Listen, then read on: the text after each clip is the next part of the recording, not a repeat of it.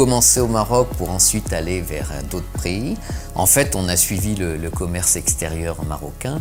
Donc au départ, le Maroc commerçait beaucoup avec l'Europe. Donc naturellement et historiquement, on a commencé à s'implanter dans les pays européens, les principaux pays fournisseurs clients du Maroc.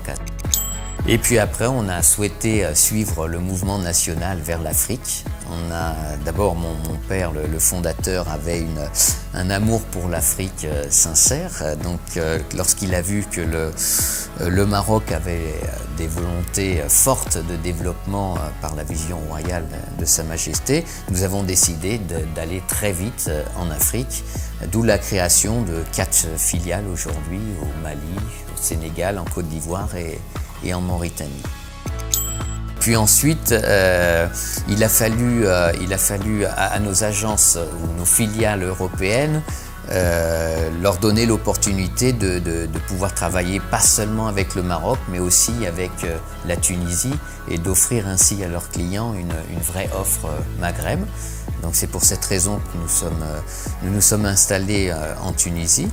Bon, concernant la Tunisie, très sincèrement, c'est un bilan positif. C'est un pays qui a souffert, mais on n'avait rien et le peu qu'on a pris, enfin tout ce qu'on a pris était un plus et on a toujours réussi à faire que la société puisse se développer. Pour nous, la bourse a été une bonne chose. Il y a certes quelques contraintes de transparence qui ne sont pas toujours faciles à assumer, surtout dans des moments difficiles. Mais globalement, on en retire quand même que du positif. Nous voulons rester un des leaders en transport international et en transit.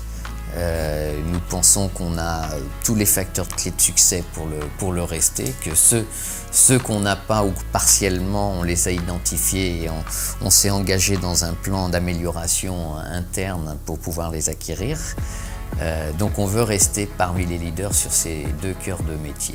En ce qui concerne la logistique, nous poursuivons notre développement. C'est un marché difficile, concurrentiel et qui n'a pas encore explosé, on va dire, au Maroc, puisque beaucoup de sociétés marocaines sont encore réticentes à externaliser cette partie-là de la chaîne. Aujourd'hui, c'est clair qu'il faut clairement identifier ses clients, très bien maîtriser ses lignes, être avec des partenaires performants.